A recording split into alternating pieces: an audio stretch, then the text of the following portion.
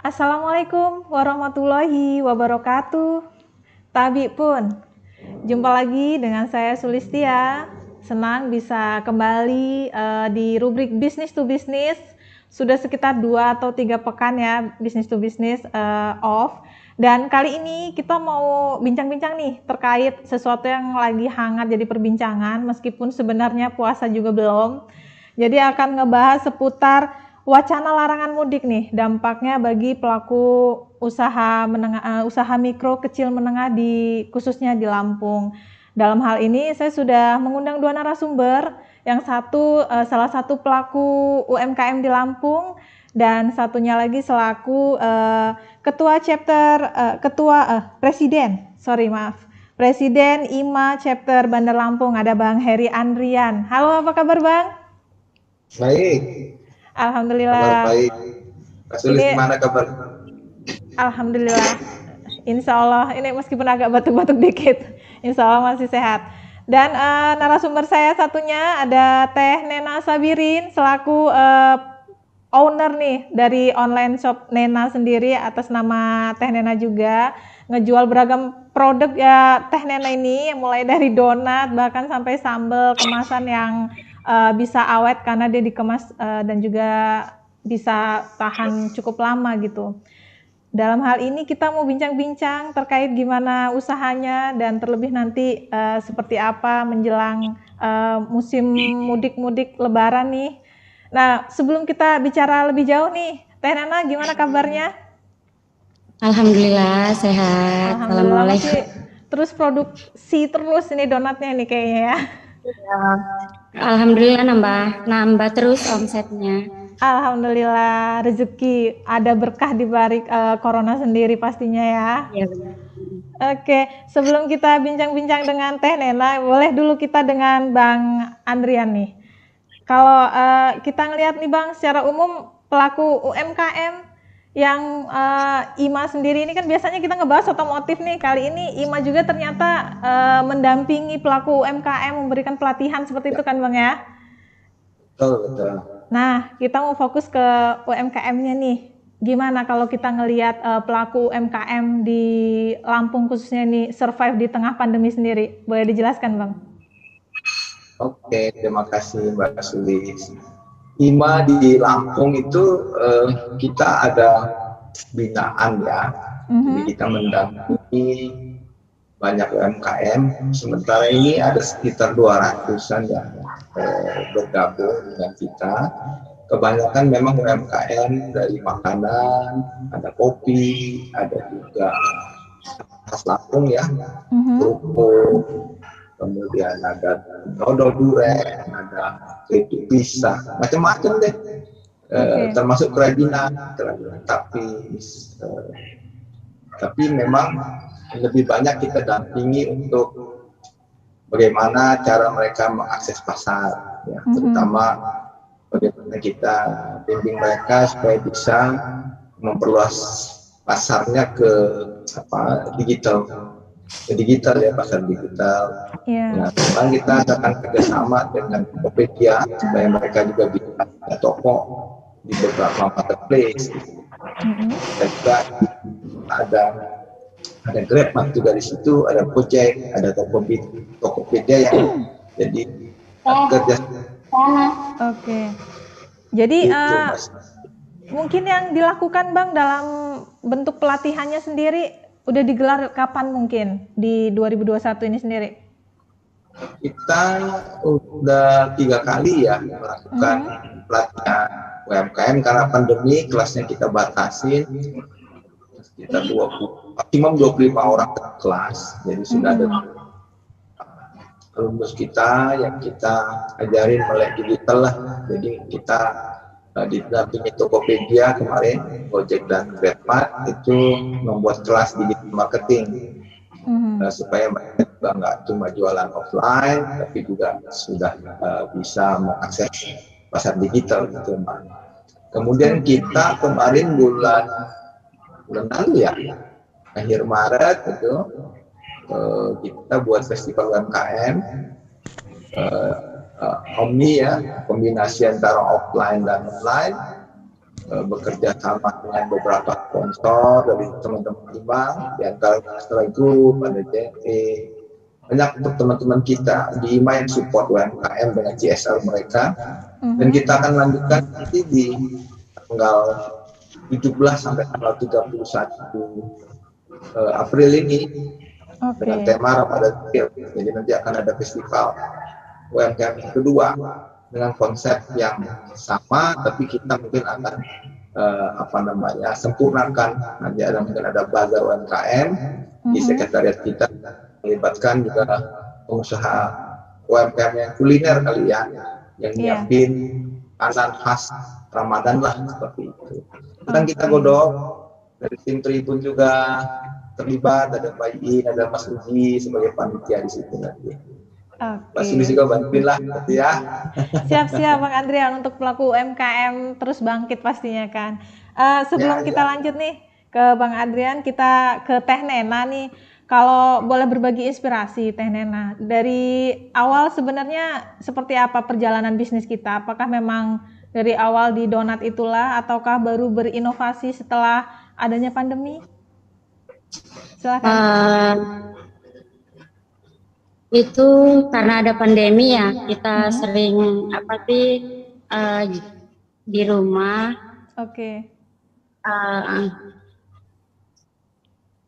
Karena pandemi ini, jadi kita harus berinovasi.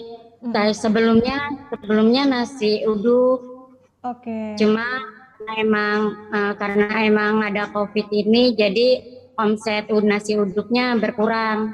Jadi kita selama 14 hari isolasi itu ya kita di rumah aja. Jadi ya udah apa ya yang ini gitu kan. Jadi ya kita halo.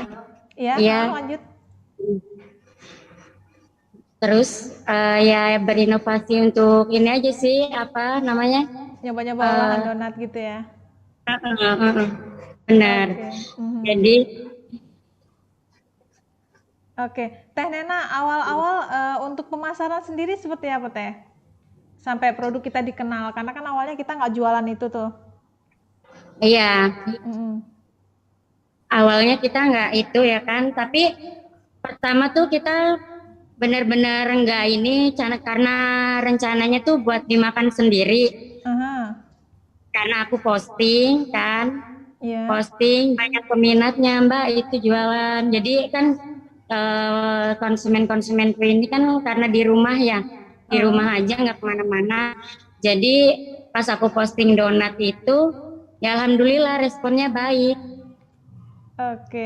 Selain donat, apa Teh yang lainnya setelahnya?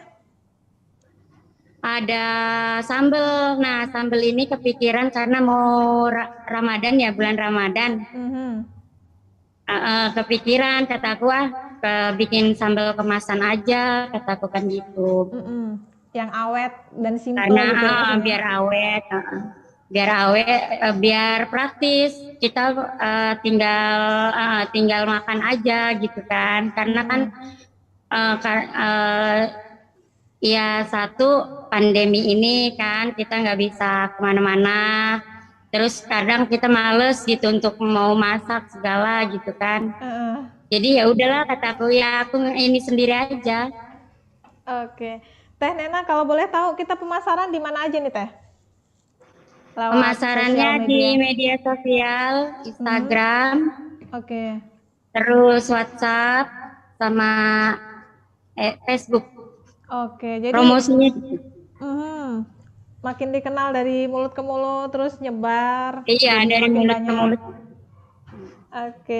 Baik. Nah, ini sejalan dengan yang Bang Andrian bilang tadi ya, bahwa kita harus melek digital, mungkin salah satunya dengan pemanfaatan sosial media ya Bang ya?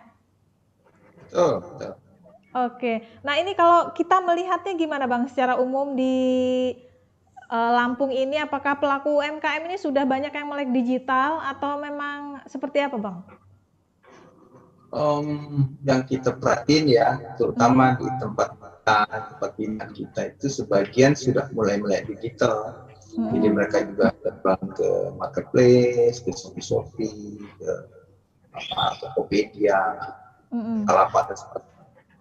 juga pakai medsos ya, pakai Facebook, sudah mulai terutama yang ke generasi kedua. Jadi kalau ketika usahanya itu sudah dikelola oleh generasi kedua, anaknya yang lebih terdidik gitu ya, lebih teknologi, kayaknya proses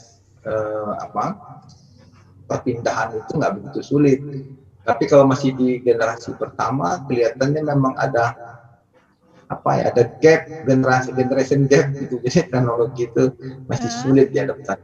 Jadi memang itulah tantangannya, sehingga kami coba mendampingi gitu supaya mereka punya skill untuk mengelola penjualan secara digital itu. Gitu, Pak. Ya begitu ya. Cuman memang di lapangannya nggak mudah sih ya. Pastinya. Medsos itu perlu inilah ya, ketelatenan gitu ya. Iya. Terlebih yang udah biasa memasarkannya emang offline gitu Bang ya. Nah Bang Adrian, kalau boleh kita mengarah ke wacana larangan mudik nih. Kan kita tahu bersama bahwa mudik ini termasuk salah satu momen bagi para pelaku usaha kecil menengah untuk koneksi putus nggak nih? Oke. Bagi pelaku UMKM untuk bisa dibilang meraup rezeki lebih gitu, karena kan kayak sentra oleh-oleh pasti ramai pengunjung nih, banyak orang yang pulang kampung atau dari sini pergi keluar Pulau Jawa gitu kan untuk mungkin menengok sanak saudara. Nah ini momennya karena pandemi sudah ada kurang paham ini apakah sudah keluar surat edarannya, tapi yang jelas dari pemerintah sudah menggemborkan terkait larangan mudik. Nah ini gimana Bang, kita menyikapinya untuk dampaknya sendiri mungkin bagi pelaku UMKM? Ya sebenarnya kalau momen Lebaran ini bukan cuma UMKM, saya pikir ya, semua sektor bisnis mengharapkan ada tambahan omset di bulan Ramadan dan momen Lebaran ini. Saya pernah lama di otomotif, waktu itu di Toyota ya. Ini memang momen Lebaran ini, sebelum Lebaran itu memang menjadi puncak daripada penjualan kita. Kayaknya di semua sektor sama ya. Saya lihat di retail juga begitu, momen orang Lebaran ini kan memang puncaknya penjualan. Jadi bukan cuma UMKM saya pikir, tapi memang kalau larangan mudik ini terjadi ya seperti tahun lalu kan nggak boleh mudik juga tuh, jadi mobilisasi orang berkurang. Nah, karena kan biasanya kalau mudik itu selain pulang kampung ada juga yang berwisata ya, daerah kayak Lampung tuh ya, punya daerah wisata yang baik. Sembari pulang mereka juga sembari berwisata, itu dampaknya luar biasa kepada toko oleh-oleh, ke hotel, transportasi, terus souvenir. Dan bukan cuma yang muslim itu yang mudik, biasanya karena ini libur, yang non muslim juga kan memanfaatkan momen ini untuk jalan-jalan bersama keluarga. Nah itulah makanya kalau dilarang pasti dampak. Hitungan saya baca dari kita kehilangan potensi di Indonesia sampai 200 triliun karena satu family itu biasanya kan bawa habisin uang ke daerah tempat mereka mudik itu 5 sampai 10 juta. Nah, dengan data yang ada itu 20 juta biasanya yang melakukan mudik setiap tahun. Jadi kalau kita kalikan rata-rata spendnya 10 juta, ada 200 triliun uang yang harusnya lari ke daerah yang hilang. Nah, untuk Lampung sendiri kan orang-orang Palembang itu kalau libur sekarang trennya sudah ke Lampung kan, atau orang Jabodetabek yang sudah bosan ke Bogor, ke Bandung dan sebagainya, atau ke Anyer, mereka biasanya ke Lampung. Nah, ini kalau mudik nih kita nggak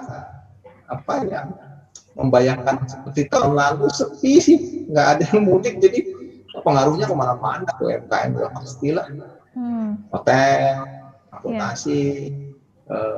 Ya toko oleh-oleh juga udah pasti kan, yang lihat souvenir, termasuk guide ataupun pemandu wisata, itu jadi dampaknya luar biasa kalau mudik ini seperti tahun lalu. Saya nggak tahu Kalau tahun lalu kan ketat sekali. Tahun lalu mesti pakai apa tuh ya, SIKM, masuk Jakarta, keluar Jakarta. Nah, saya nggak tahu tahun ini akan sama, tapi tampaknya kalau dipersamakan akan berat pengaruhnya ke ekonomi kita. Akan lebih lama pulihnya ekonomi ya. Karena momentum ini terjadi cuma setahun sekali. Kita harapin momentum inilah yang bisa meningkatkan omset UMKM itu. Biasanya meningkat bisa antara 200-300%. Luar biasa. Yang biasa omset mungkin 1 bulan 10 juta bisa 30 juta, yang biasa omset 100 juta bisa 300 juta. Jadi kalau Mbak Sulis tanya dampaknya, ya luar biasa sih. Luar biasa parah gitu ya, parah. Karena gini, teman-teman UMKM kan udah siapin tuh persediaan barang. Karena momen ini kan waktu awal pemerintah bilang boleh mudik, jadi kita UMKM siap-siap dong, jangan sampai kehabisan stok ya. Tahun 2019 ya, Lebaran 2019 itu Lampung sempat kehabisan keripik tuh, sebentar Lampung, karena kebanjiran dari daerah-daerah lain. Nah, supaya nggak terulang, mereka sudah lakukan antisipasi untuk stok yang cukup banyak. Saya nggak tahu tuh nanti bagaimana intinya ya, jalan keluarnya.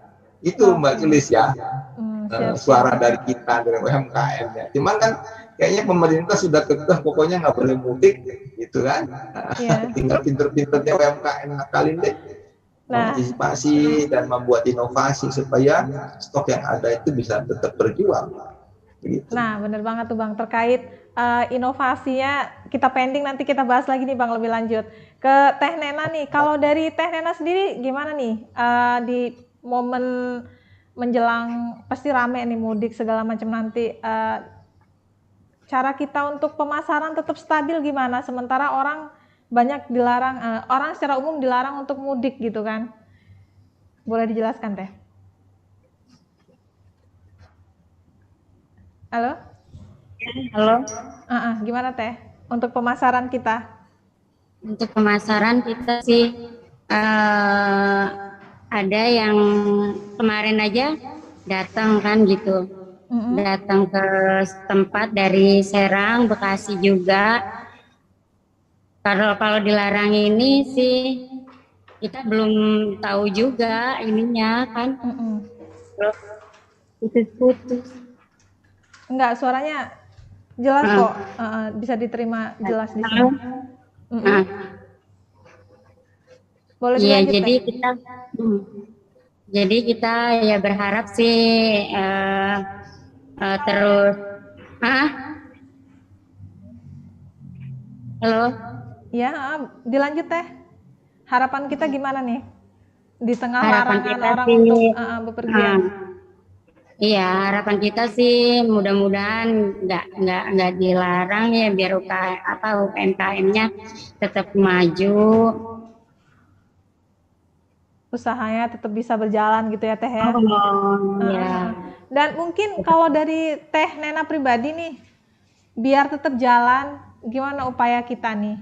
Kan nggak mungkin juga ngandelin kayak sekarang nih lagi rame orang datang langsung juga ada ngambil produk gitu kan.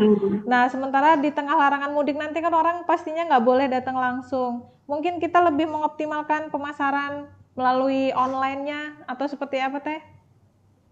Iya, kita sih ada yang untuk dipaket gitu kan, kemasan. Kita sering kirim pakai paket gitu kan.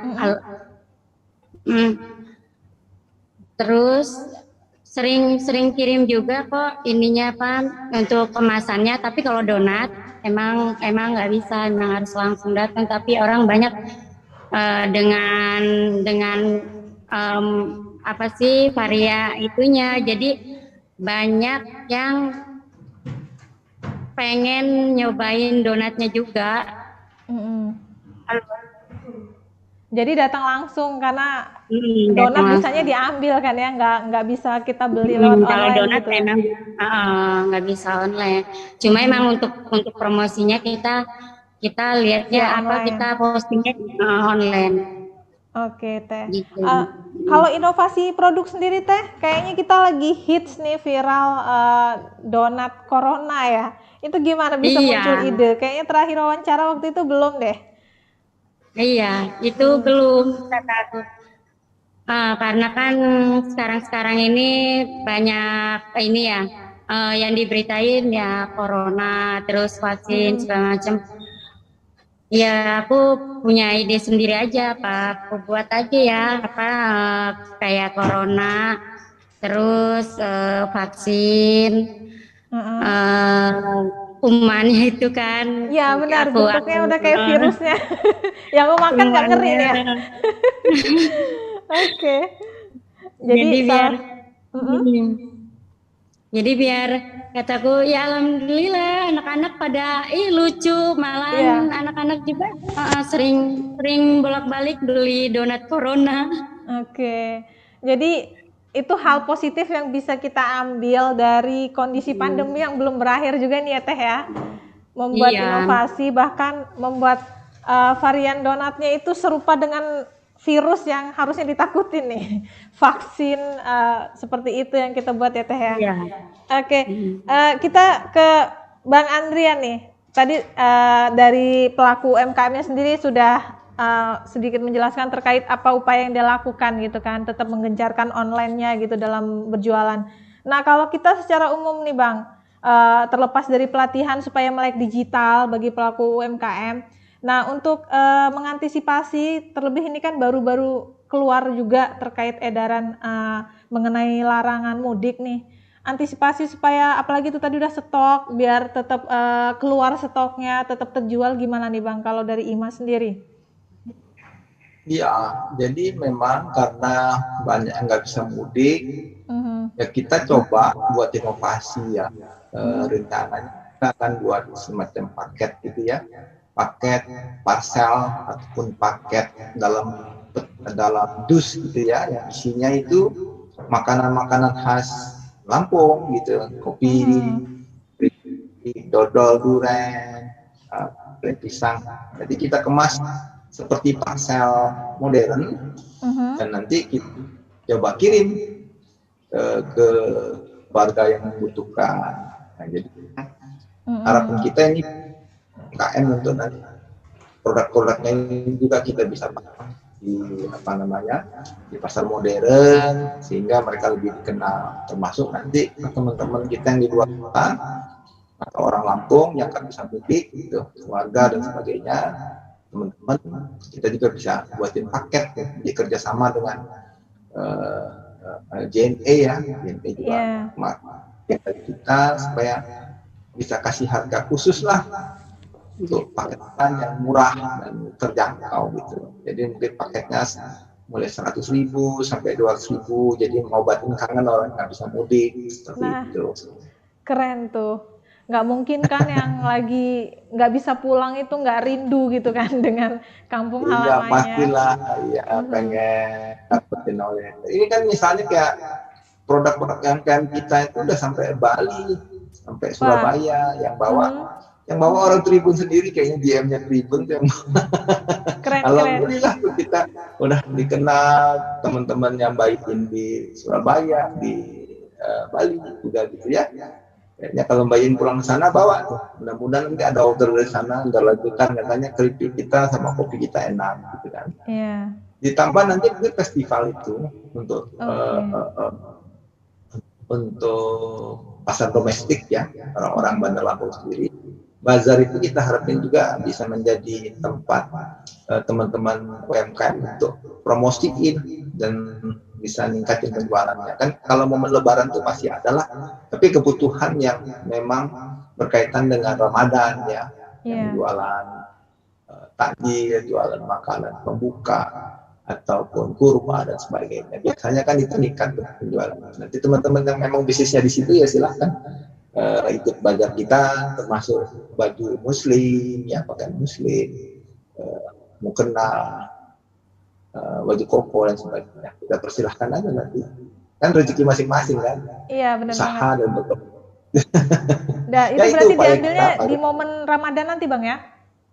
Ramadan. Kalau online itu kita punya teman, binaan kita sudah bagus, cuman anak muda ya, 22 tahun si Raffi, produknya sudah masuk Toko dan Seibu di Jakarta. Saya kemarin tanya, Raffi, jualanmu itu berapa persen online-nya?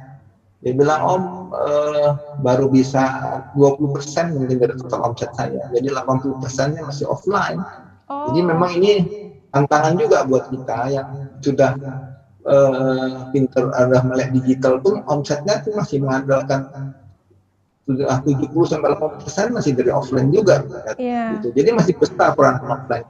Padahal udah melek digital ini ya, udah pemasaran. Udah melek ya, udah canggih, malah dia bisa buat konten kreator, udah jadi konten kreator, bisa buat video, bisa buat copyright yang bagus gitu ya. Dan networknya juga saya lihat sudah di Jakarta. Kemarin dia ikut pameran di Jawa Barat ya, untuk momen bangga provinsi Indonesia di Pak Luhut. Jadi dia networknya bagus. Cuman saya tanya, Raffi, ini online-mu berapa persen? Ya, baru segitu, Om, nggak bisa tinggi-tinggi katanya, mungkin pelan-pelan. Gitu. Itu saya lihat online itu menjadi sesuatu yang nggak bisa kita lawan ya, harus ikut ke sana. Tapi akan nanti menyesuaikan dengan perilaku konsumen belanjanya seperti apa gitu ya. Nah ini mungkin tantangan. Kita harus belajar digital, tapi offline-nya juga harus bagus gitu. Kalau enggak, gimana mau bertahannya? Jadi harus balance juga. Kalaupun udah mulai digital juga nggak menjamin lebih gede juga pemasukannya dari online-nya ya Bang ya. Dari kisah yang pengusaha muda yang udah sukses aja, omset 80% masih offline.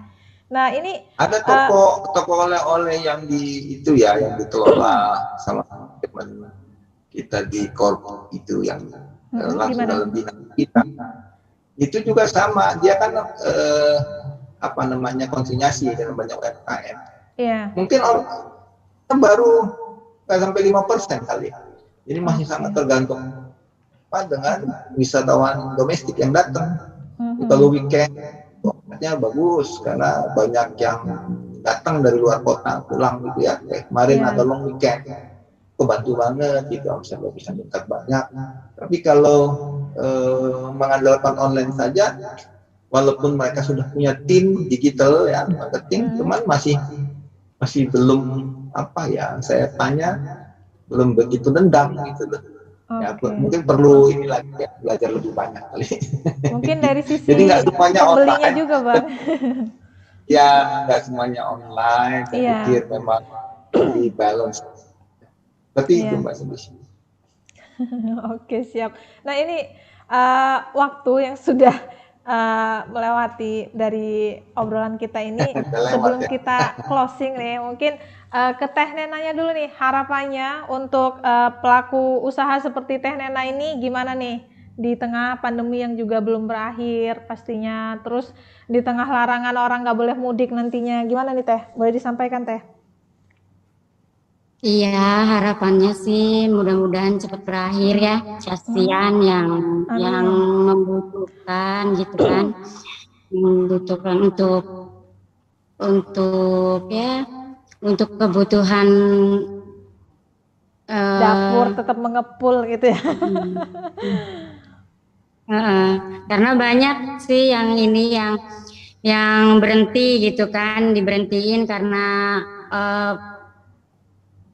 jadi ya harapannya cuma mudah-mudahan cepat berakhir dan UMKM terus bisa produktif ya Teh pastinya. Oke. Boleh ke Bang Andrian nih. Itu harapan dari salah satu pelaku UMKM-nya langsung. Nah, dari kita sendiri mungkin harapan kita, terlebih kita juga kan termasuk penyambung lidahnya nih para pelaku usaha, termasuk di bidang usaha apapun yang dinaungi oleh IMA sendiri, penyambung lidah ke pemerintah. Harapan kita ke pemerintah seperti apa Bang Andrian di tengah inovasi yang sudah dilakukan oleh pelaku UMKM sendiri? Silakan. Iya.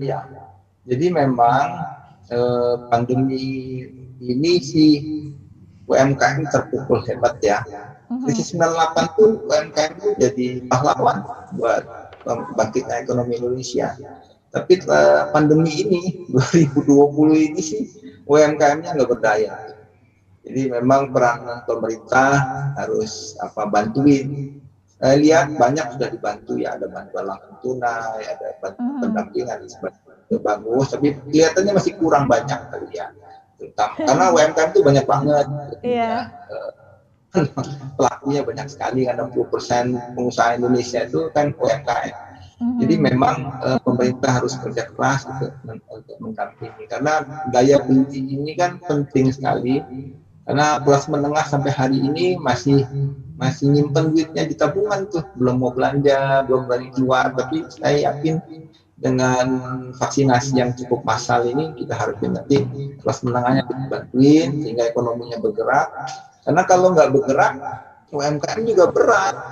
Karena sekarang kan kayak misalnya kelas middle up kita, kelas menengah kita itu kan memang senangnya jalan-jalan, tuh beli mobil, kemudian mereka spend cukup banyak untuk traveling dan sebagainya. Nah, kita ke pemerintah, vaksinasinya berhasil dan orang tidak bisa bekerja, mau nggak mau nanti kan mereka akan konsum lebih banyak, jalan-jalan. Kalau jalan-jalan kan hotel kebantu, transportasi kebantu, pesawat, bus segala macam kan.